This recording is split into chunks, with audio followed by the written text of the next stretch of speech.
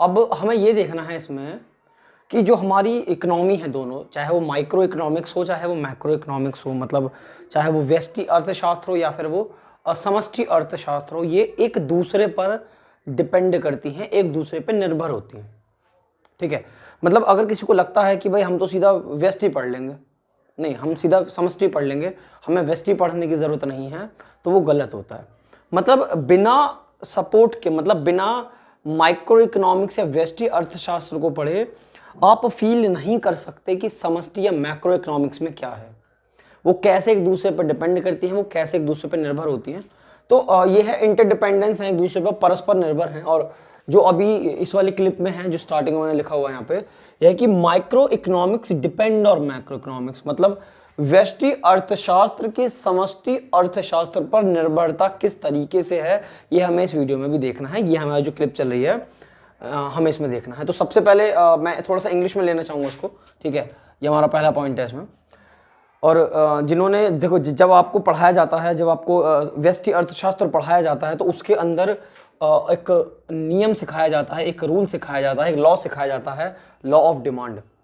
तो in English की law of demand came into existence from the analysis of the behaviour of a group of people. ये English में है, इसी चीज को इंग्लिश में पढ़ते, हिंदी में पढ़ते हैं। कहता है मांग का नियम, लॉ ऑफ डिमांड को हिंदी में मांग का नियम कहते हैं।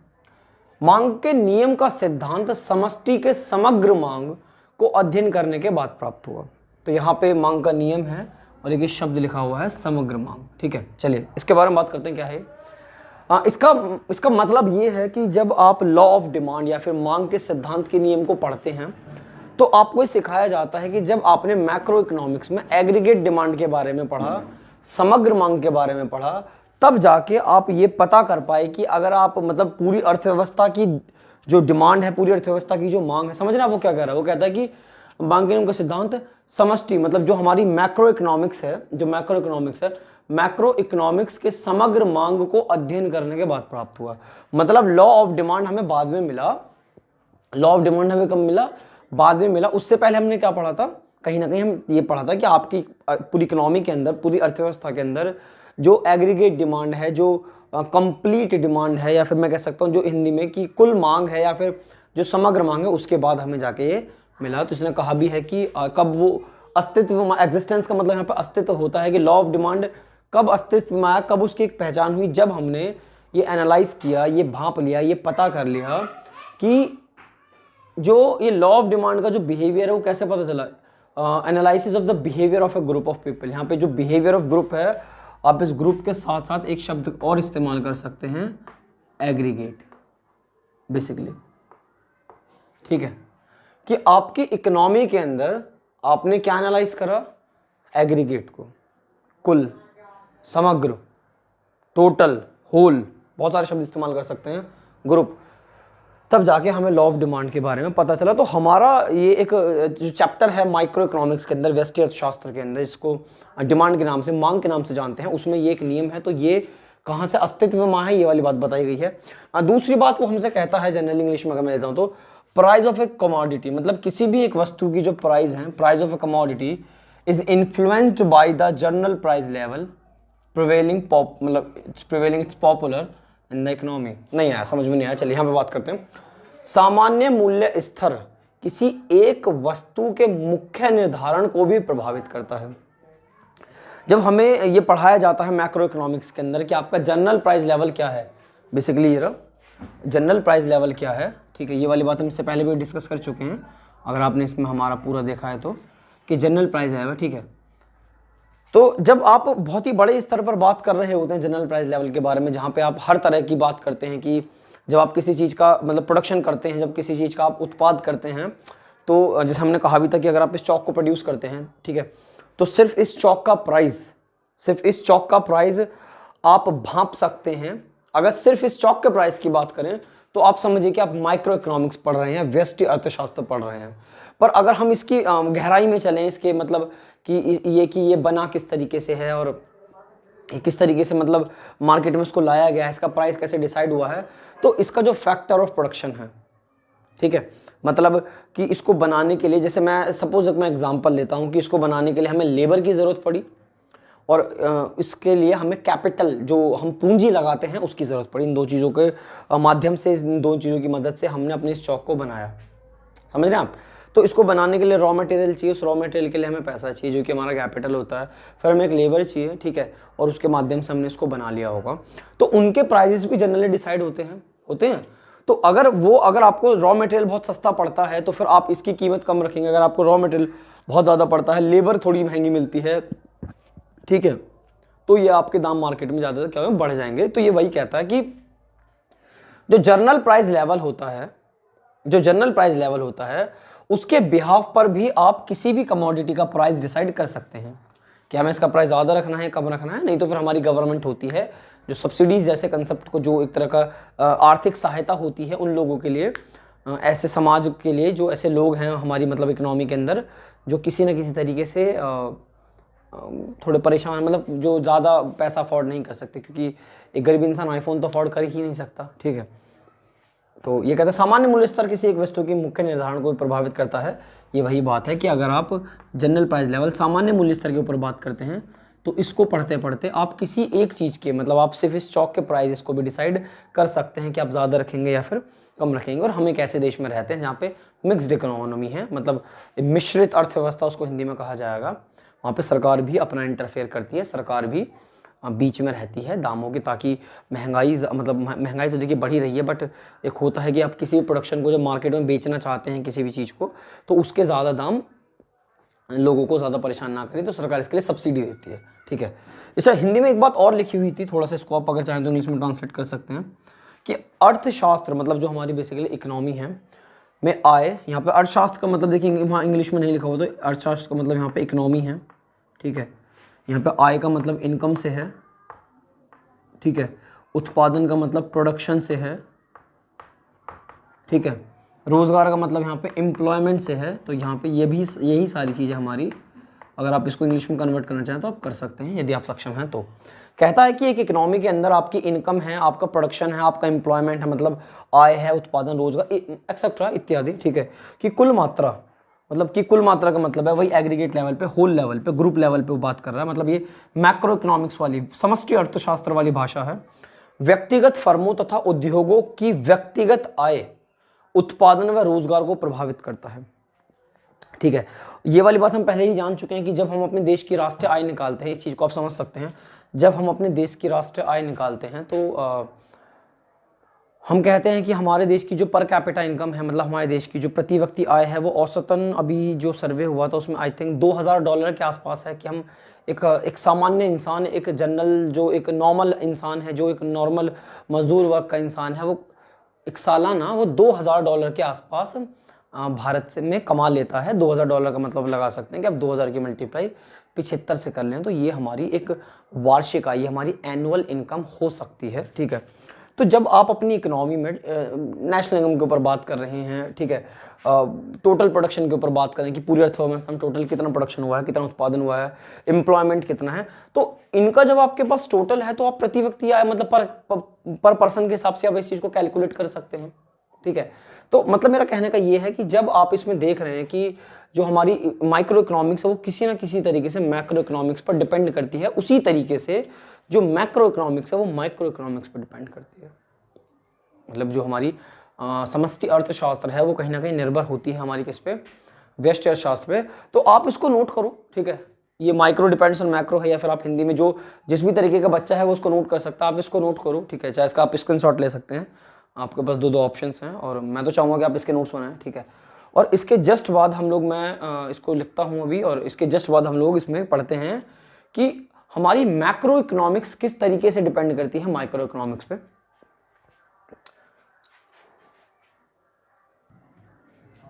हाँ जी, अब देखो ये वाला, माफ़ कीजिए मैं लिखना भूल गया, कि हमें इसमें पढ़ना है कि जो हमारी समष्टि अर्थशास्त्र है,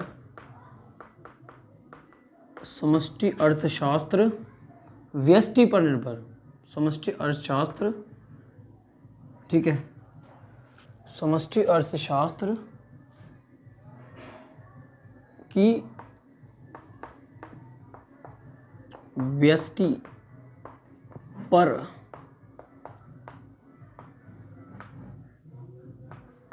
निर्भरता ये है। अब समझें क्या है, देखें। अच्छा, ध्यान है कि वीडियोस थोड़ी बड़ी हो जाती हैं, बट उसका ये कंसेप्ट है कि हमें दोनों ही भाषाओं का इस्तेमाल करना होता है, और अभी हम इतने एडवांस नहीं हैं कि हम डिजिटल जैसे बोर्ड का इस्तेमाल कर सकें, नहीं तो वहाँ पे हमारे लिए थोड़ा सा वक्त बच जाएगा और हमें इतना टाइम आपको हमें नहीं देना पड़ेगा। बट चाहते हैं कि अगर आप हमें टाइम देते हैं तो आप वो सीख के हमसे जाएंगे। तो जो अगला कंसेप्ट है वो ये है कि आपकी मैक्रो इकोनॉमिक्स डिपेंड करती है माइक्रो इकोनॉमिक्स पे। मतलब आपकी जो समष्टि अर्थशास्त्र है वो डिपेंड करती है हमारी व्यष्टि अर्थशास्त्र पे। तो एक एक करके इसके पॉइंट पे बात करते हैं। सबसे पहला, in English, national income of a country is nothing, national income of a country is nothing but the sum total of income, यहां से शुरू करें, but the sum total of incomes of individuals units of the country. National income of a country is nothing, कुछ नहीं है national income, क्या है? Sum total of income of individual unit of a country. प्रति व्यक्ति आय, मतलब एक इंसान कितना कमाता है, ऐसी एक एक करके सबको जोड़ दो तो जो रिजल्ट निकलता है, जो सम निकलता है, वही तो होता है नेशनल इनकम। हिंदी में देखते हैं, कहता प्रति व्यक्ति आय का योग ही राष्ट्रीय आय कहलाता है। बहुत ही सरल सी भाषा में लिखा हुआ है ये वाली जो बात लिखी हुई कि प्रति व्यक्ति आय का योग ही राष्ट्रीय आय कहलाता है। मतलब हम जितने भी जो लोग हैं, जो खासतौर पर रोजगार है जिनके पास, वो कितना कमा लेते हैं, आप जब उन सबको जोड़ेंगे, मतलब एक एक व्यक्ति की आय को, जब एक एक पर्सन की इनकम को आप जोड़ के उसका सम करेंगे, उसका कुल योग करेंगे, तो ये तो आपको नेशनल इनकम मिलेगा। तो यहाँ पे प्रति व्यक्ति आय इसका व्यष्टि का कंसेप्ट है, माइक्रो का कंसेप्ट है, और उसका जब हम सम कर देते हैं तो किसका बन जाता है? मैक्रो इकोनॉमिक्स का, समष्टि का। ठीक है, यहाँ पे मैं इसको हिंदी में एक चीज़ और पढ़ना चाहूँगा कि समूह का निर्माण इकाइयों से होता है। मतलब जब भी आप किसी समूह का, मतलब यहाँ पे ग्रुप से हो सकता है कि जब भी आप किसी ग्रुप का निर्माण का मतलब है जब आप किसी ग्रुप को क्रिएशन करते हैं तो बिना सिंगल यूनिट के नहीं हो सकता। ठीक है, अभी जैसे अभी अगर हम बात करते कि मैं आपको पढ़ा रहा हूँ, ठीक है, और हम धीरे धीरे जब इसी तरीके से जब हम एक एक करके एक पूरी हमारी टीम बनेगी तो पूरा ग्रुप तैयार हो जाएगा, और हम वो क्वालिटी कंटेंट आपको दे सकते हैं जो हम चाहते हैं और जो आपको मिलना भी चाहिए। तो ये वही कहता है कि समूह का निर्माण इकाइयों से होता है। मतलब जब आप किसी भी ग्रुप का निर्माण करते हैं, आप किसी भी ग्रुप का क्रिएशन करते हैं, उसको जनरेट करते हैं, तो इकाइयों का मतलब होता है यहाँ पे आपका जो इंडिविजुअल यूनिट्स होती हैं उनके माध्यम से। चलिए, मैं इसके बाद यहाँ पे पढ़ूंगा कि एग्रीगेट डिमांड किस पर डिपेंड करता है। Aggregate demand depends on demand of individual house hold of the economy. जो हमारे घरेलू क्षेत्र हैं, जो हमारे हाउस होल्ड सेक्टर्स हैं, भाई हम जहाँ रहते हैं हम सब घरेलू तो लोग हैं, क्योंकि हम लोगों का तो काम क्या होता है? डिमांड करना, मांग करते रहते हैं लगातार। तो कहता है कि एग्रीगेट डिमांड मतलब आपके पूरे देश में, समझ रहे हो आप, आपके पूरे देश में जो डिमांड हो रही है, जो एग्रीगेट डिमांड हो रही है, जो कुल डिमांड हो रही है, वो किस पर डिपेंड करती है? कि आपके हाउस होल्ड सेक्टर में जो एक घर है, मतलब एक एक घर की डिमांड को जब आप जोड़ोगे, एक एक घर की डिमांड को जब आप जोड़ोगे, तब क्या बनेगा? वो एग्रीगेट डिमांड बनेगा। अगर हिंदी में पढ़ें तो यही हो सकता है, वहाँ थोड़ा सा डिफरेंट लिख गया इस बार, कि कुल आय में वृद्धि का मांग पर प्रभाव ज्ञात करने के लिए पृथक पृथक वस्तुओं की मांग परिवर्तन पर विचार करना होगा। यहाँ पृथक पृथक का मतलब होता है डिफरेंट डिफरेंट, अलग अलग। मैं पहले इसको पूरा करना चाहूँगा। ये क्या लिखा हुआ है कि आपके देश में जो आप डिमांड करते हैं, आप जो इंडिविजुअली डिमांड करते हैं, एक हाउस होल्ड, एक अकेला घर जो डिमांड करता है, हाउस होल्ड सेक्टर जो डिमांड करता है, उन सभी को जब आप इकट्ठी बात करते हैं तो ही आपको कुल समग्र मांग मिलती है, एग्रीगेट डिमांड मिलती है। यहाँ लिखा हुआ था कि कुल आय में वृद्धि की मांग पर प्रभाव ज्ञात। कुल आय मतलब आपकी जो टोटल इनकम है, जो आपकी नेशनल इनकम है, उसमें जो ये वृद्धि पाई जाती है, वृद्धि का मतलब है जो उसमें जो आप जो इंक्रीज करते हैं, जो इंक्रीमेंट पाया जाता है, वृद्धि की मांग पर प्रभाव ज्ञात का मतलब अगर आप चाहते हैं कि आपकी जो टोटल इनकम है जो वो बढ़ेगी, जो टोटल इनकम में जो चेंज आएगा, जो टोटल इनकम आपको बढ़ के मिलेगी, तो कहता है कि कुल आय में वृद्धि का मांग पर प्रभाव ज्ञात करने के लिए, ठीक है, मतलब टोटल इनकम में जो चेंजेस आ रहे हैं, जो उसमें बढ़ोतरी आ रही है, ठीक है, का मांग पर प्रभाव ज्ञात करने के लिए आपको अलग अलग वस्तुओं की मांग परिवर्तन पर विचार करना होगा। तो ये एकदम सही बात है। जब आप अलग अलग वस्तुओं की जो मांग परिवर्तनों पर विचार करना होगा, आपके पास देखिए हमारी अर्थव्यवस्था में 600 से भी ज़्यादा ऐसी चीज़ें हैं जिन पे हम लोग बात करते हैं कि उनके दाम क्या होंगे, ज़्यादा होंगे, कम होंगे, ठीक है। सरकार उनको जीएसटी के अलग अलग स्लॉटों में रखती है। तो जब आप उन सभी के मांग पर मतलब उनकी डिमांड पर बात करते हैं और उन सबको जब मर्ज करते हैं तो भी आप एक ऐसा कंसेप्ट सीख पाते हैं जो हम यहाँ पे जनरली सिखाना आपको चाहते हैं। तो इस तरीके से मैं इसमें एक्सेट्रा जब शब्द छोड़ दूँ कि इस टाइप की बहुत सारी चीज़ें हो सकती हैं जो आपको बताती हैं कि आपकी जो समष्टि अर्थशास्त्र है, जो आपकी मैक्रो इकोनॉमिक्स है, वो डिपेंड करती है माइक्रो इकोनॉमिक्स पे, व्यष्टि अर्थशास्त्र पे। फिर इसमें एक लास्ट रह जाता है, अगर हम इस पूरे चैप्टर की ही बात करें, ठीक है, और तो इसमें रह जाता है कि कुछ विरोधाभास होते हैं, कुछ पैराडॉक्स होते हैं, ठीक है, कुछ विरोधाभास होते हैं, कुछ पैराडॉक्स होते हैं जो कि हमें माइक्रो इकोनॉमिक्स में भी देखने को मिलते हैं और मैक्रो इकोनॉमिक्स में भी देखने को मिलते हैं। और ये वाली बात हम ऑलरेडी वो पहले पढ़ चुके हैं, जैसे मैंने बताया था आपको। मैं इसके जस्ट बाद हम उस क्लिप को भी लेने वाले हैं, हम उसको लिखने वाले हैं, हम आपको प्रेजेंट करेंगे। तब तक आप इसको नोट कर सकते हैं। मैं थोड़ा साइड हो जा रहा हूँ, ठीक है। आप इसका स्क्रीनशॉट लें, आप जिस भी तरीके से इसको नोट करना चाहें आप इसको कर सकते हैं, ठीक है। लीजिए, बहुत सही। तो मैं इसको थोड़ा सा पॉज करने से पहले थोड़ा सा बताना चाहूँगा, जैसे कि हमें सिखाया जाता है, मैं ये बात हम पहले कर चुके हैं, जो हमने पहले क्लिप्स बनाई हैं उसमें कर चुके हैं हम, कि हमारे फैमिली हमें सिखाती है कि आप लोग सेविंग किया करें। सेविंग बहुत ही अच्छा कंसेप्ट है, सेविंग्स हमेशा काम आती हैं। देखिए ये एक स्तर पर ठीक है, एक व्यक्तिगत, एक इंडिविजुअल पर्सन के लिए बहुत ही अच्छी बात हो सकती है कि आपको सेविंग करनी चाहिए, वो भी ऐसे कोरोना काल में कि अब हमारा ओमिक्रॉन, ठीक है, ये आ रहा मार्केट में, ठीक है, उसके नए नए वेरिएंट आ रहे हैं, बड़ा ड्रामा है यार, कलेश है ज़िंदगी में, ठीक है। तो ऐसे टाइम पे आपकी सेविंग्स ही हैं जो आपको कहीं ना कहीं बचा। अब हमारे छोड़े कि हम स्कूल था यार, ठीक है, लीव के नाम पे छुट्टी मिल गई, ठीक है, तो नौकरी नहीं है, सही, बट ठीक है, यहाँ टाइम देने का मौका मिल रहा है, पूरा पूरा दिल से काम कर सकते हैं यहाँ पे, ठीक है, बिना किसी कलेश, बिना किसी प्रेशर के।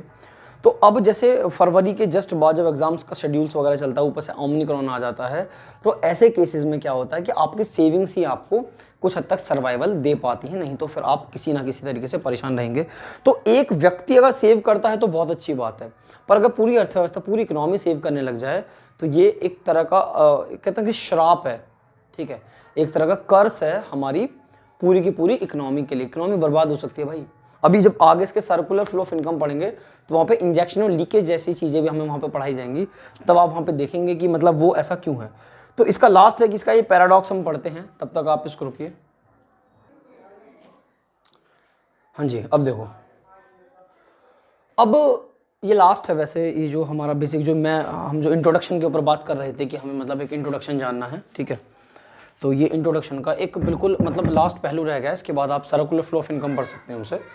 तो हमें पढ़ना है बेसिकली माइक्रो और मैक्रो इकोनॉमिक्स का पैराडॉक्स। मैं इसके बारे में बताऊंगा कि पैराडॉक्स क्या चीज़ है, या फिर कह सकते हैं कि समष्टि व्यष्टि और समष्टि अर्थशास्त्र का विरोधाभास, दोनों की बात लिखी हुई है, ठीक है। आप इसको गूगल ट्रांसलेट अगर करते हुए, क्योंकि आजकल ये बड़ा चीज़ है कि कुछ ना हो तो गूगल कर लो, ठीक है, ठीक है, बोलने से सब होगा। तो चलो देखते हैं। तो यहाँ लिखा हुआ कि पैराडॉक्स इज सीमिंगली, ठीक है, यहाँ थोड़ा सा मतलब वर्ड्स थोड़े से खतरनाक हैं कि यहाँ पैराडॉक्स को इन इंग्लिश लिखा गया है, फिर मैंने वहाँ हिंदी में लिखा हुआ है, ठीक है। तो अच्छा पहले हिंदी से शुरुआत करेंगे या फिर एक बार इंग्लिश को अगर पढ़ लें। तो कहता है कि पैराडॉक्स इज सीमिंगली, ठीक है, एब्सर्ड और कॉन्ट्राडिक्टरी स्टेटमेंट दो ऑफन अ ट्रू स्टेटमेंट। बड़ा अजीब है, बड़ा अजीब है। तो एक बार हिंदी में भी जानते हैं। ये आप चाहें तो इसको देखिए, ये गूगल ट्रांसलेट शब्द कंडीशन में है कि वह बात जो कि वास्तव में सच हो। मतलब आप एक ऐसी बात में बात कर रहे हैं, आप एक ऐसी बात देख रहे हैं जो कि वास्तव में सच हो, बट आप उसको देखते हैं तो झूठी लगे। होता ना कि मैं सच बोल रहा हूँ भाई, मान ले मैं सच बोल रहा हूँ लेकिन मैं झूठा लग रहा हूँ, शायद मेरी शक्ल ऐसी हो सकती है। तो विरोधाभास में, पैराडॉक्स में ये है कि एक ऐसी बात जो कि सच है, 100% सच है, बट देखने में साफ कैसी लग रही है, झूठी दिखाई दे रही है। बट इतने में ना लिटरली मैं सच बोलूँ तो मज़ा नहीं आया। इसको थोड़ा सा तोड़ते हैं। यहाँ पे सीमिंगली का मतलब होता है जनरली मालूम होता है। मतलब पैराडॉक्स से क्या मालूम होता है, इसका जो हिंदी मतलब है वो है, अगर आप इसको सर्च भी करते हैं कि मालूम होता है, पैराडॉक्स से क्या मालूम होता है, ठीक है। फिर एक इसमें अजीब से शब्द है अब्सर्ड, बेतुका। इसका मतलब क्या है, बेतुका, ठीक है। और कॉन्ट्राडिक्टरी स्टेटमेंट का मतलब, यहाँ पे कॉन्ट्राडिक्ट का मतलब बेसिकली विरुद्ध, ठीक है। मतलब पैराडॉक्स से यह मालूम होता है, पैराडॉक्स से यह पता चलता है कि आप एक ऐसी स्टेटमेंट के बारे में पढ़ रही हैं जो आपको बहुत ही बेतुकी लग रही है, जो आपको क्या लग रही है, बहुत ही बेतुकी लग रही है, लेकिन ये एक ट्रू स्टेटमेंट है। मतलब ये बात सच है, जो वहां लिखा हुआ है कि एक ऐसी बात जो कि सच है, मतलब एक ट्रू स्टेटमेंट, एक सच बात जब आप देखते हो तो आपको ऐसा महसूस होता है कि नहीं नहीं ये बेतुकी है, ये झूठ है, सही है। एक ऐसी स्टेटमेंट जो झूठ दिख रही है बट है सच, ठीक है। ये है थोड़ा सा पैराडॉक्स का। तो ठीक है, तो ये है पैराडॉक्स। एक बार मैं और बता दूं कि एक ऐसी बात, एक ऐसी ट्रू स्टेटमेंट जिसको आप देखते हो तो कैसी है वो, मतलब उसको देख के क्या क्या मालूम होता है, क्या इट्स सीमिंगली एब्सर्ड, एक ऐसी बात जो कि आपको बेतुकी लगेगी, झूठी लगेगी, लेकिन सच झूठी नहीं है, सच है, सही। तो कभी किसी की शक्ल में मत जाना, शक्ल चोर लगते हैं यार, आधे होते थोड़ी होंगे, कुछ ऐसे होते हैं जो मासूम शक्ल के होते हैं लेकिन उनसे बड़ा हरामजादा कोई नहीं होता। बकवास है बट सही है, ठीक है। अब एक ऐसी ही पैराडॉक्स की बात करते हैं कि on act which is beneficially for an individual में prove to be harmful for the economy as a whole. ये वाली बात बहुत ही प्यारी है, इस बात को नोट करें। ये क्या कहती है वो सुने। कोई बात किसी एक अकेले इंसान के लिए, एक अकेले ग्रुप के लिए, एक अकेले इंस्टीट्यूट के लिए तो बहुत अच्छी हो सकती है, पर जब आप उसको पूरी अर्थव्यवस्था के सामने ले जाते हैं, पूरी इकोनॉमी के सामने ले जाते हैं, तो हो सकता है वो बहुत ही ज़्यादा हार्मफुल हो। इसके लिए मैं बेस्ट एग्जांपल दूंगा, हैशटैग सेविंग, जो मैंने बताई भी थी, जो हमने बताई भी थी कि अगर आप इंडिविजुअली सेविंग करते हैं कोई दिक्कत नहीं है, बहुत बढ़िया बात है, आपको लाइक्स मिलेंगे कि भाई वाह, घर वाले कहते हैं हाथ में बरकत है, कमाते हैं सेव भी करते हैं, अच्छी बात है। बट अगर आप इसकी पूरी अर्थव्यवस्था के लिए, कि इकोनॉमी एज अ होल, जब आप पूरी अर्थव्यवस्था के लिए इसको बात करते हैं तो ये पूरी अर्थव्यवस्था के लिए कैसी हो सकती है, फिर हार्मफुल हो सकती है, ठीक है। तो उसको बैलेंस करना है, यही चीज़ हमें आप यहाँ से इस पैराडॉक्स के माध्यम से भी सीख सकते हैं। फिर हमारे प्रोफेसर थे सैमुअल्सन, इन्होंने कोई एक बात कही जो कि बहुत ही प्यारी बात है कि वास्तव में, रियल में, यहाँ पे वास्तव का मतलब रियल से है, कि रियल में अगर आप चेक करते हैं तो रियल में जो व्यष्टि है माइक्रो है तथा समष्टि, जो कि ये व्यष्टि हमारी माइक्रो है, ठीक है, और समष्टि हमारी मैक्रो है। तो मैं इसको पढ़ता हूं पहले एक बार। कहता है कि वास्तव में व्यष्टि तथा समष्टि अर्थशास्त्र में कोई विरोध नहीं है। मतलब अगर आप रियल में चेक करते हो तो इनके बीच में कोई लड़ाई नहीं चल रही, ये विरोध नहीं है, बल्कि ये एक दूसरे के पूरक हैं, प्रतियोगी नहीं।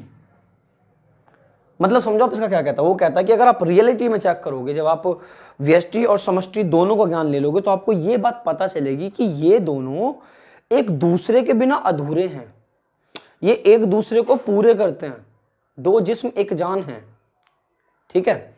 इनके बीच में कोई कंपटीशन नहीं चल रहा, ये एक दूसरे के विरोध में नहीं बैठे हुए, नहीं भाई मना कर रहे हैं, बल्कि ये इंपॉर्टेंट है कि दोनों अत्यंत आवश्यक हैं, दोनों ही मोस्ट इंपॉर्टेंट हैं। यदि आप एक को जानते हैं दूसरे को नहीं, तो इसका मतलब ये है कि आपको आधा ज्ञान है, आपको आधी नॉलेज है, आप अर्ध शिक्षित हैं, ठीक है।